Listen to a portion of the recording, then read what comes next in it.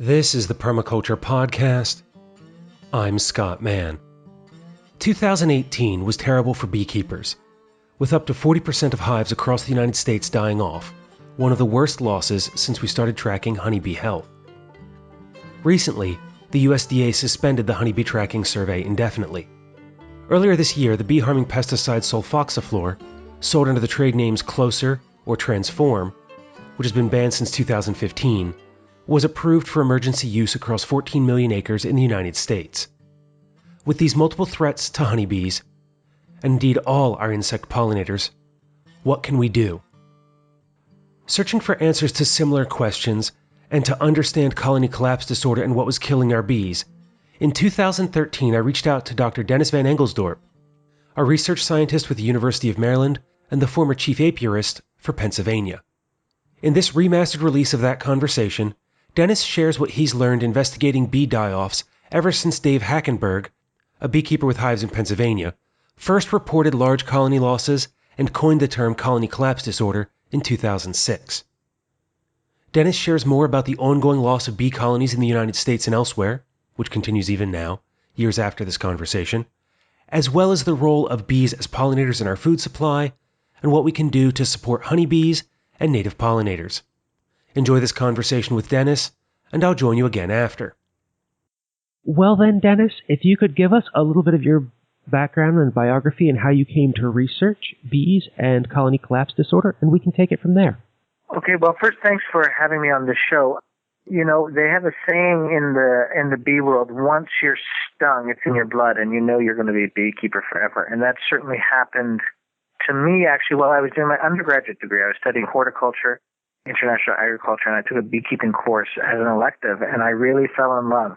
And so I did a master's in beekeeping, and I think I'd be a beekeeper if it wasn't for the fact that I'm not very mechanical. And so it's always, if you're going to be a commercial beekeeper, you want to be able to build boxes and build things, and I'm much better with statistics than I am with a hammer.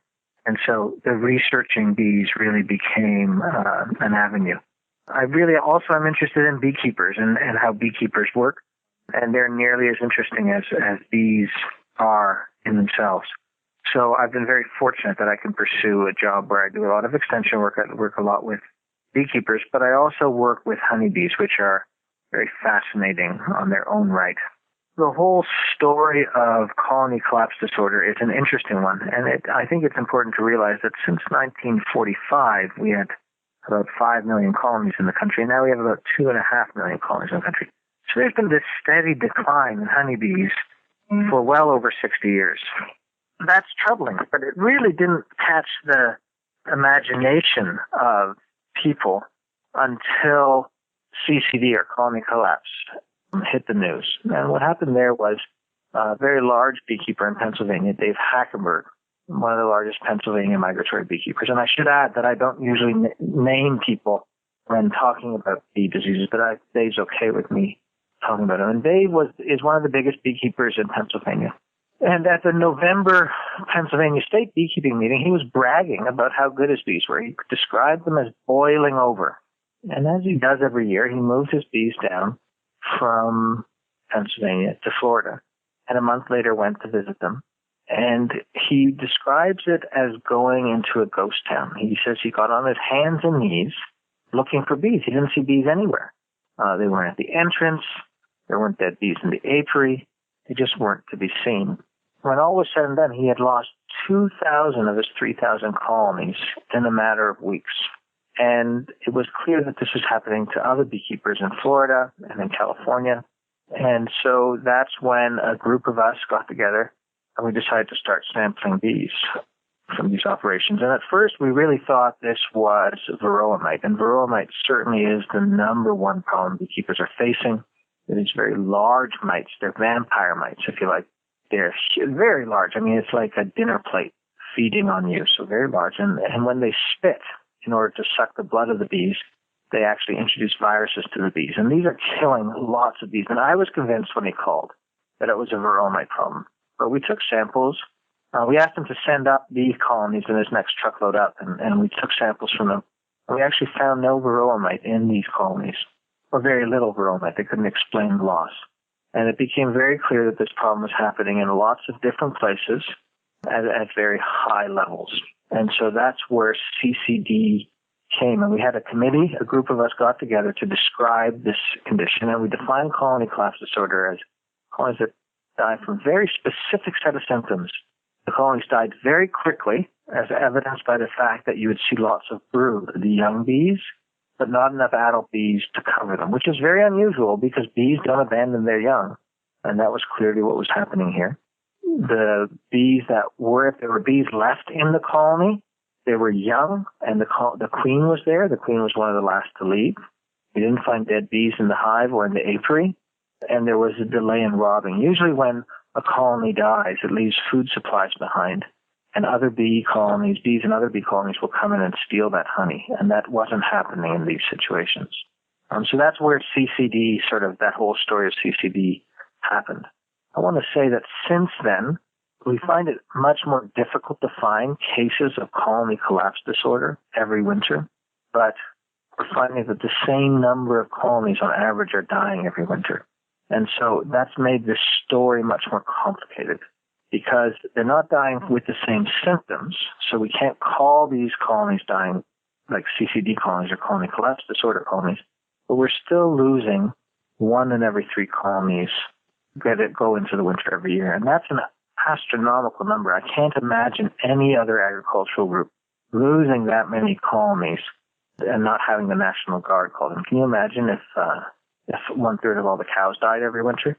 That would just wreak havoc. I think the part of the problem is the fact that beekeepers are very good at replacing losses. And so if you have a colony that's died and you have a colony that's alive, you can split the living colony in half, buy a queen, and you can suddenly have 2 colonies again in a couple of months if you feed them and nurture them along. The problem with that scenario is that it's really expensive. It's very expensive in terms of lost income, increased labor, and increased inputs. And that's where our real concern is, I think, as a research community, is that there are these relatively very few large commercial beekeepers in the country, maybe 800 to 1,000 of them, managing 90 to 95% of the colonies in the country. And these are the beekeepers who move colonies across the country to pollinate our fruits and vegetables. And if these guys go out of business, they're very difficult to replace. And we're worried that with these high levels of sustained 30% losses every winter, we've lost a couple of them, we're probably going to lose some more. If this keeps happening, it won't only just affect those families, those beekeepers moving their colonies around the country. It's going to affect the blueberry producer in Maine, the cranberry producer in Massachusetts, apple producer in Pennsylvania, the cucumber producer in New Jersey, and of course the almond producer in California. That all of these different farmers rely on that same beekeeper to move his or her colonies around to pollinate those different crops. I've heard figures anywhere from 25 to almost 50% of the fruits and vegetables that we eat are related to the pollination of bees. Yeah, so it depends a little bit on how you count, but I think it's safe to say that about 1 in 3 bites of food we eat are directly and indirectly pollinated by honeybees. There are some crops that are clearly pollinated directly, like apples. We wouldn't have apples if we didn't have honeybees, or some insect pollinators, and honeybees are the best, most efficient apple pollinators. There are other crops like blueberries where honeybees are simply the most convenient pollinators. The fruit set is much better if they were visited by bumblebees, but you can't bring enough bumblebees into the blueberry orchards or the blueberry barrens for a short period of time that they're flowering and take them out before they have to start spraying. And so what you need is this movable pollination force. And so that's where honeybees are important. They're also important for seed production, and that's also part of this 1/3. So for instance, a lot of dairy cattle are fed alfalfa, and where that alfalfa seed comes from are alfalfa feeds, in the Midwest for alfalfa seed production, which use honeybees to set that seed. The honeybees provide a large number of services that just wouldn't be possible without them. Well, that's right. And I think it's really important to remember that in North America, honeybees have been introduced over here. So we brought over here with the Europeans. And so they're not native, but neither are a lot of the crops we grow. So for instance, apples and almonds or old world crops that were brought over. But there are thousands of species of native bees, so a lot of bumblebees, a lot of beautiful little solitary and stingless bees that also pollinate the different crops that we have here, like squash, the sunflowers. They are much more efficient at those crops. In fact, what they find, though, is that in the presence of both honeybees and native bees, that the fruit set is better, and the quality of the fruit is better, too. So it's not a competitive thing. I think having room for both are important. And there's a very important movement in agricultural circles where they're trying to reintroduce the hedgerow, which acts as habitat and a reservoir for these native bees that usually live solitary lives. So it's not like they're in colonies that can get trucked around. They're drilling holes in wood, or they're boring into the soil and sand as nesting sites to provide pollination services. And sometimes that pollination service is for a very specific plant at a very specific time. So you have some species that are only out for a couple of weeks in association with a certain flowering plant. So sometimes these are very close evolutionary relationships. And some really good studies out of Europe that showed in England and the Netherlands that if you see declines in some of these solitary bees that have evolved these very specific relationships with certain flowering plants, not only are you seeing a loss in those bees, but you're also seeing a loss in the plants that rely on them for pollination. So the loss of one is reflected in the loss of the other. That's right. Honeybees and pollinator species in general are the keystone species. They're the species that holds the system together. I mean, it's one of the most beautiful evolutionary stories is the one between pollinators and flowering plants. You know, often we think about evolution as being this competition, the strongest survive. Well, between bees and flowering plants, it was cooperation. Here we have these insects that have become true vegetarians. They only eat plant protein. Flowers provide copious amounts of this plant protein in the form of pollen. They also produce nectar.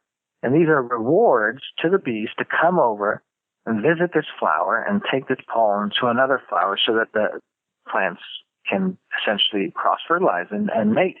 And so here we have these flowers, which are in many ways the first form of advertisement, these big, gaudy, colorful fluorescences that smell to attract the bees. They're really trying to reach out to the bees and saying, come over here, I've got lots of food for you.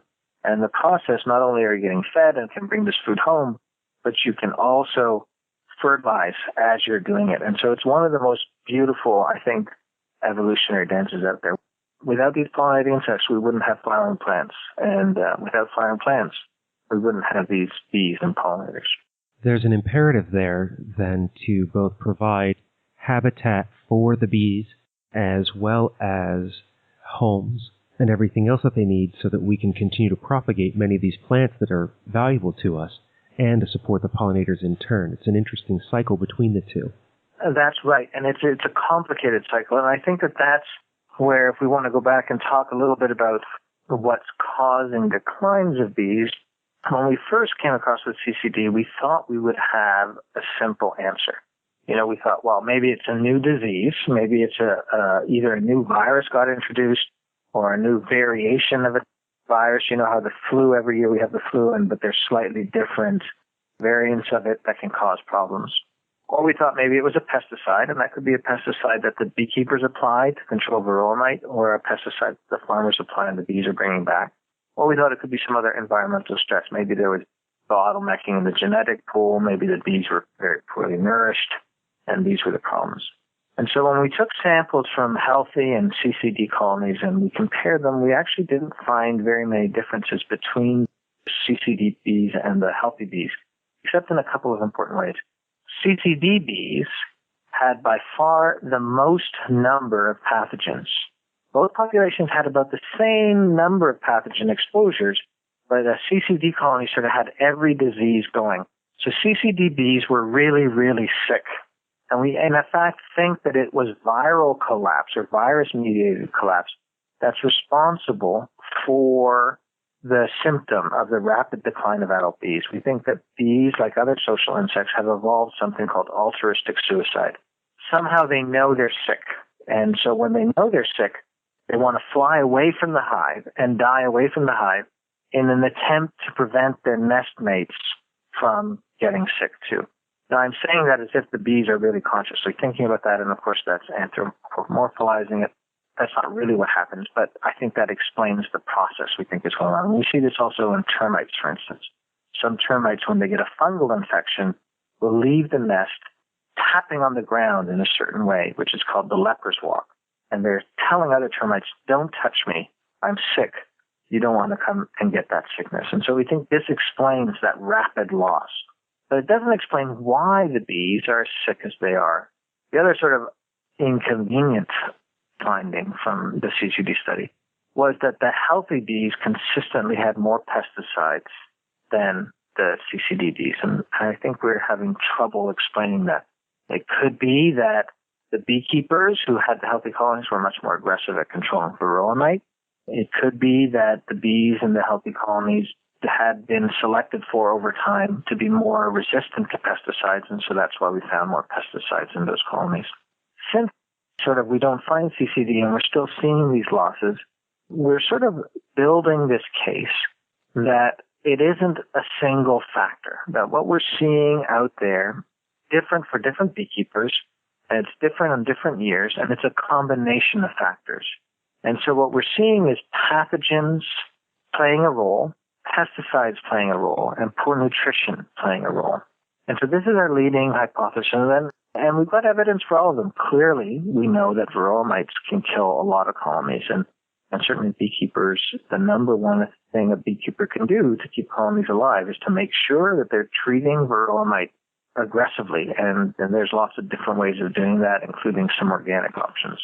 We also know that the bees are not getting well nourished. The habitat that they once had isn't available to them anymore. So if we look at the Midwest, we look at North Dakota and South Dakota, there used to be a lot of CRP land, conservation reserve land, that was left fallow, and it would grow a whole bunch of different crops, including the flowering plants that the bees could forage in. But with the price of corn and soybean going up, we've seen that a lot of that land is now getting plowed under and planted with corn and soybean, which means that there's less and less for the bees to eat.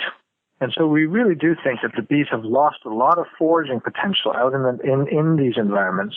And so this means that they're being less well nourished, and that they're also having to eat and rely on agricultural crops for most of their protein and nectar, and inadvertently, and the pesticides. But of course, pesticides coming into the colonies is also a big concern. So the big theory is then that it's a combination of these factors. And the study we just released recently sort of helped support this theory that it's multiple factors. And so in this study, what we did was we placed colonies in different agricultural settings and collected the pollen off the bees as they flew back to the colony. And bees, when they fly away from the colony, build up an electrostatic charge. And so when they land on the flower, pollen jumps on them, and then they're able to rake that pollen back and store it and press it on their hind legs, what's called in a pollen basket. And so there's this pollen pellet on their back legs that they bring back to the colony. They put in a cell and add enzymes to help start digestion. And then the nurse bees, or the youngest bees, will eat that and then make a highly milk that has a lot of protein that they will feed young. But what we can do is we can put a trap in front of that colony and knock those pollen pellets off and then collect those pollen pellets. And that's what we did in these different crops. And then we sent that pollen off to get analyzed for pesticides. And we found a lot of pesticides, as many as 21 different pesticides coming into one colony, on average 9 different pesticides. In some cases, we found levels of pesticides well above the LD50 rate, so that's the lethal dose for 50% of the population. So no doubt there were bees that died in the field when they were collecting this pollen because it was very high levels. And then what we did was we fed some of that pollen to newly emerged bees and then exposed them to fungal infection that's very common to bees called nosema. And a little while later, we would then count how many of those bees eventually got this fungal infection. And what we found, which really surprised, we found 2 things. The first thing didn't surprise us, and that was we found a lot of miticides. These treatments beekeepers apply to their colonies to control varroa mites, we found that in the pollen. And in fact, when the bees that ate this pollen with these miticides in it were much more likely to get infected than if they ate pollen without miticides in it. And we've known that for a long time. Beekeepers know that treating chemicals in their colonies is a lot like chemotherapy. Chemotherapy is not good for anyone. It's just much better than cancer. And so we know that the colonies are going to die if you don't control varroa mite, but the option is you have to usually treat with something that's going to have a detrimental effect on the colony. And so we know that these chemicals hurt these immune systems. The thing that really surprised us, though, was the effect of fungicides, particularly a very common fungicide called chlorthalonil. And so this is not considered toxic to bees at all. Fungicides are usually thought of as very safe for bees. I mean, you can spray fungicide on the bee and it flies happily home. But what we found was that bees that ate pollen that had this were 2 or more times likely to come down with infection than if they hadn't been exposed. And so this is evidence of this synergistic effect, this sublethal effect, that the fungicide is not killing the bees, but an exposure to the fungicide is making them much more susceptible to disease. It's an important finding. It's important in the fact that when you look at the regulations are pretty clear in the fact that you're not allowed to spray a flowering plant with an insecticide that will kill that pollinator. And so when plants are in flower, generally, farmers don't spray anything but fungicides because fungicides are deemed safe. This suggests that we have to rethink how we label fungicides for application because we have to start thinking about how to protect the bees. But we also gives a tool that beekeepers can use to work with farmers and say, hey, I'm renting you these bees. I know you're not interested in killing these bees. So please, delay the treatment of fungicides until I get the bees out of here. And so it gives an actionable point to the story. So a very surprising study. The weakness of that study was it wasn't designed to look at the nutritional aspect. So for instance, we only found some types of pesticides on apples, and we know apple pollen is very good for bees. And so it could be that nutrition plays an important role here too. If we had highly nutritious food, maybe the bees are better able to resist nosema and counterbalance any negative effects of the pesticides. And we hope to follow up on that work in the future. So I guess just to summarize, our current thinking is that it's multiple things coming together. Another example of that is like when there's a drought year. If you have a drought year, does that change the nutritional profile of the pollen, and does it concentrate pesticides in the hives?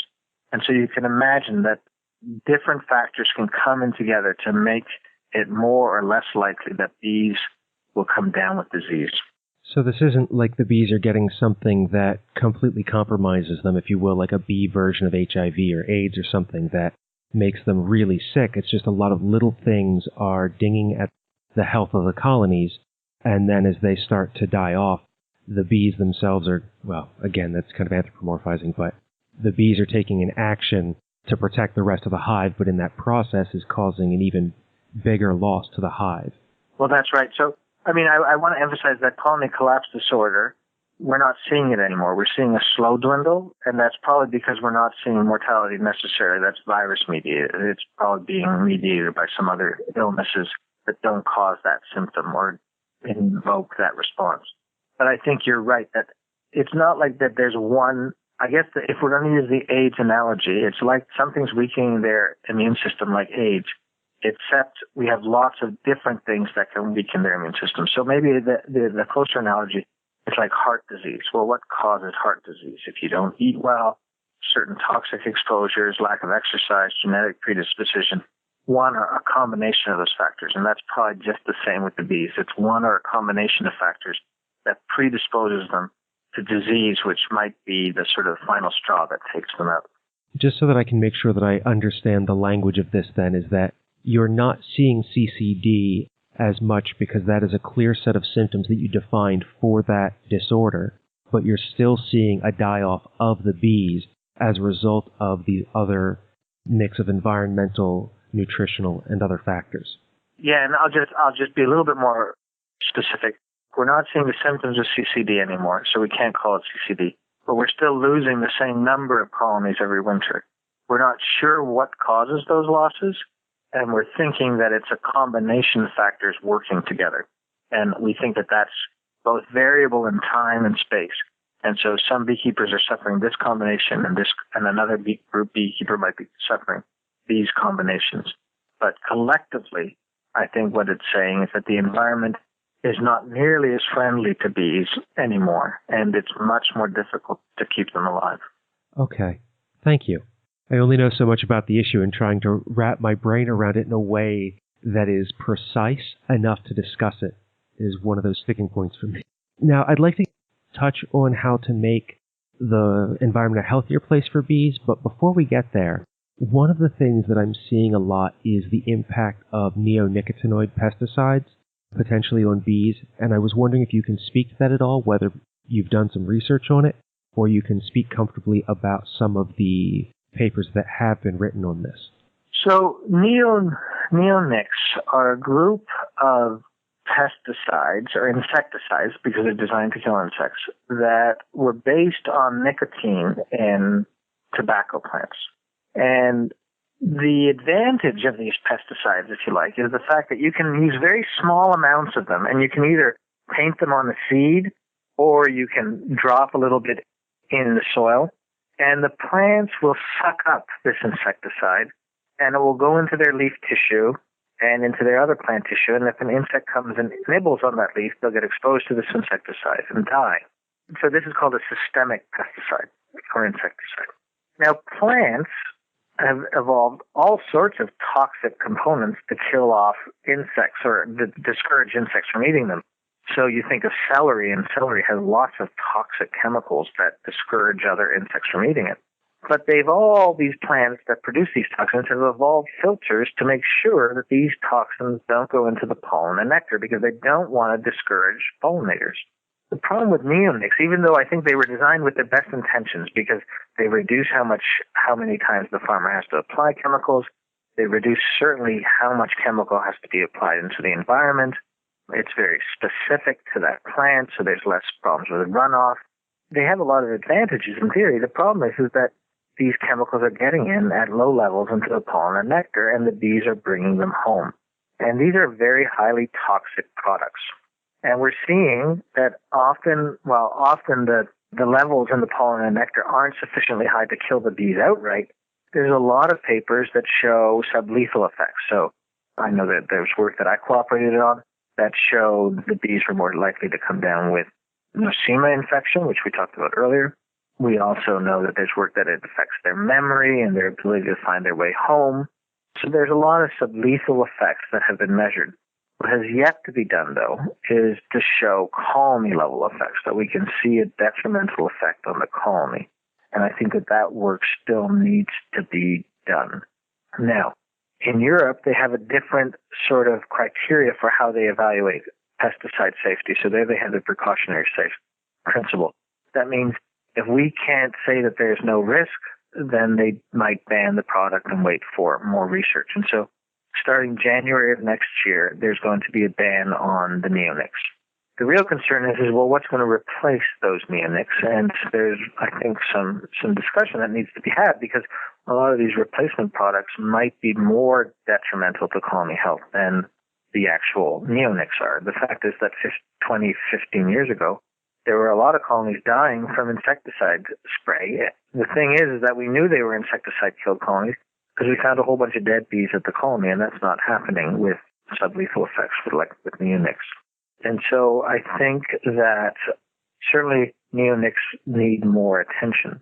However, I think that this last study we talked about earlier also suggests that we need to look at a host of different products, including fungicides, which also is very widely used and very common, and its role too. So I think to make sure that we're keeping our conversation broad. Has I answered your question, sir? Yes, I think that covers the question perfectly. That it's, as much as we may want to focus on these particular insecticides or pesticides because it gives a kind of clarity to where the issue may be arising, that it's kind of a false path to walk down because there are these other problems that have to be investigated, that it has to be kept general. Right, and I think that you'd find a lot of people who disagree with me very vehemently there. Like, there's certainly beekeepers, and there's certainly some scientists who really think the problem is only neonics. And certainly there have been problems when planting corn, for instance, because corn gets painted with the neonics. So when they drill that corn in dry soil, when they're planting that corn, a dust cloud comes up. And that dust cloud, if it lands on flowering plants and bees visit it, those bees die from neonic poisoning. And so there are clear cases of neonic poisoning because of seed treatment and how they plant the seeds that needs to get addressed. It's the sublethal effects that I think some people still question, and I certainly think that it needs to be looked at, but there's a lot of other things that need to get looked at as well. But I think there'll be a lot of people who don't agree with me. Well, I think one of the important parts of scientific inquiry is to leave many of these questions open so that we can explore them through research and close the ones that aren't valid, but leave the doors open for those that need to be explored further. Right, exactly. I guess to kind of expand on that thought for just a second is that even if we were to ban the neonic tomorrow, from your research, that's not going to stop the bee die-off, that there are still these other factors that will need to be investigated. That's right. And I also don't think even the Europeans think that banning neonics are going to stop the die-off right away, in part because they think there's residues in the soil, so it may take a long time for that neonic to go away. And certainly there are lots of other things killing bees. I certainly would be very surprised if suddenly all our problems went away with the banning of neonics. Yeah. I think actually there'd probably be more problems with pesticide kills. They would just be direct in the media. Because of changing away from the neonics to something else. Right.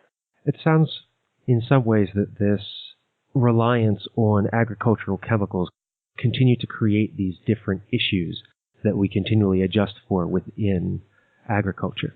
Yeah, I mean, certainly there are always other consequences to everything we do. That's very true.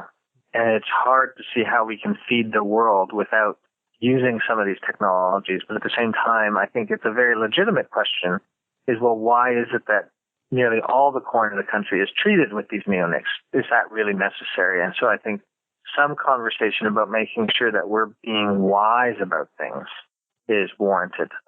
And so I don't know that just banning things necessarily always works. I think it's people just using things more intelligently. And I think that that's perhaps the more creative solution and the better long-term solution. But of course, it's a much more complicated solution, so it's much more difficult to implement. I mean, at the same time, we can look at nutrition and why is it that we think the green lawn is this beautiful status symbol? You know, that's sort of archaic. I mean, that's based on the times that we had kings and queens. Really, these big green lawns are just green deserts. They support nothing but the grass. And so why is it that we spend these millions of dollars on herbicides to keep these sort of what we call weed-free? Weeds are really what we mean when we say weeds are flowering plants. And so aren't meadows much more interesting than green lawns? And shouldn't that be the status symbol? Like maybe we need a cultural revolution in terms of that. I went to a really interesting talk last week, and it was a guy, I wish I could remember his name, from Delaware. And he was saying that if every one of us took 10% of our backyard and made it into a natural habitat with pollinator plants and native trees and native plants, that would be the equivalent of adding together 3 of the largest national parks in the country together, adding that to our ecosystem. So I think that there's a lot of things we can do to help native plants and native birds and native insects by simply just being smarter, not only in agricultural communities, but also in our own backyards, so to speak. Many of the conversations I've had with past guests and that my listeners will be familiar with from trying to do ecological and regenerative design is conversations about that idea of getting rid of the lawn and making changes to the way that we live our lives in society so that we can create habitat and provide benefits for other creatures beyond just ourselves. So I'm sure that many of the listeners are doing a lot of the work that you heard in that talk, and I'm certainly doing that in my own backyard and working with some of the master gardeners here about building pollinator gardens as well for some of the local private schools. I know that work's being done and will continue, those of us who are informed, to do our best. But what are some of the other things that you would recommend for folks to try to create a more hospitable place for our bees? One of the things you mentioned was like an organic option for controlling varroa mite. If someone wants to keep bees, what are some of those things they can do to help control that? That's a really good question. And so the first thing I always say is think about becoming a beekeeper, because beekeeping is actually the most relaxing thing you can ever do, because you have to get into the zen of beekeeping. If you're not relaxed, the bees will let you know. So you have to find that relaxing. And you're also connected with this amazing superorganism. I mean, on a beautiful sunny day, you can open a colony without any protection, just your smoker. You open that colony and there's 40,000 insects working together collectively. They're making this, glorious liquid gold. As a beekeeper, you have to become very attuned to your natural environment. You have to know what's blooming and when it's blooming. And it's just the most amazing experience to see how these organisms live. So think about becoming a beekeeper. And by becoming a beekeeper, I think you also become very aware of your environment and become an advocate for it, which I think is a great thing. And as a beekeeper, I think that there are many different ways of keeping bees. I mean, we have a saying, you get 5 beekeepers together, you'll get 7 opinion and 6 are right. And so there's lots of good ways of keeping bees. And certainly there are ways of controlling varroa mites with less harmful products. Some products are registered as organic use, like formic acid, for instance, and other products. And so there's those options. The other thing you can do is, I realize that beekeeping isn't for everybody, but you can buy local honey. And by buying local honey is the most ethical sweetener in the fact that it takes the least amount of carbon to get that sweetener to your table. And so replacing sugar, refined sugar in our diets, and replacing that with honey is a very positive step forward, both for the beekeeping industry because you're supporting them, but also it has some real direct benefits to the environment. And then I think making habitat for bees, and we've already touched about, the pollinator gardens, and making sure that we're not using agricultural chemicals in our backyards or in our urban environments. The fact is that backyard gardeners use many times more pesticides per acre than farmers do. And a lot of this is done just on pure ornamentals, which sort of doesn't make any sense at all. And there was a case of thousands, I think 50,000 or more bumblebees dying, feeding on tilia trees in Oregon this summer. And those trees were sprayed not for any human safety or food safety concerns. They were simply sprayed because people did not want aphids to secrete on their cars in the parking lot. So again, not using pesticides unless we're really sure we know why we really need them, I think is an important part of the solution. We can also provide a lot of habitat, not only just in the food, but there's these native bees. So providing, native bee houses that in wood or soil that doesn't have any growing on it, like sandy soil on the southern face, can attract mining bees. So there's a whole bunch of different things we can do, I think, to support bees, both honeybees and the native bees. One of the aphorisms that I've heard before is the solution to pollution is dilution, even though it's kind of sing-songy and silly in some ways, but that if we're providing a chemical-free backyard habitat, that if the bees that are foraging in our agricultural areas are also coming into our own yards, that decreases the amount of these sublethal pesticides that are then being taken back in the pollen to the hive. And I wonder what kind of an impact that might have. I think that's a really good point, and it's one that the beekeepers certainly keep quoting to each other. And that's one of the reasons they're feeding their colonies like they've never fed them before. They're feeding a lot of protein diet, and they're feeding them a lot of carbohydrate sources in order to dilute agricultural pesticide exposure. I think it's absolutely true. Not only are we providing healthy food to keep sure we have healthy bees, but we might be helping some bees that have had other exposures. Again, though, that's sort of anecdotal, but I think there's a lot of wisdom in there. Well, sir, you've taken us through so many different topics on this subject. I feel that we've covered everything that I wanted to. Before we draw this to a close, is there anything else that you'd like to add to the conversation for the listeners? No, I guess I would just reiterate what I said before. Really think about becoming a beekeeping. It's a great community to be part of. Buying local honey, I think, is a real positive thing. And it sounds like your listeners are doing that already, is making sure that we are making wildlife habitat, including pollinator habitat, to support bees, both native and the honeybee. And I will certainly share this message and make sure that we get more of that work done in the world. Thank you for taking this time to join me for this interview. I really appreciate it. And I really appreciate you giving me this opportunity, so thank you as well. And that was Dr. Dennis Van Engelsdorp. You can find out more about his work by watching the TED Talk linked in the show notes, A Plea for Bees. There you will also find more information on what we can do to create habitat and the current research into what is harming bees. Stepping away from this interview, even years later, I still enjoy how precise and technical the conversation became regarding the research and issues surrounding bees while still remaining accessible. For all of his work and research, I never felt that Dennis spoke in a way that we couldn't follow. Part of that, I imagine, comes from his love and passion for bees. Listening to him describe the coevolution of flowers and pollinators reminded me of the beauty of nature, why I love this work, and why each of us should care for a little space of our own so we can build a better world that includes habitat for pollinators and all the other species that call this world home. If you have any thoughts on this episode, leave a comment or drop something in the post.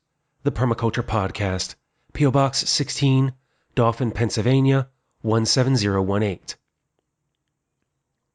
Also, though we occasionally partner with friends in the permaculture community to spread their message as advertisers on the podcast, this show continues through listener support.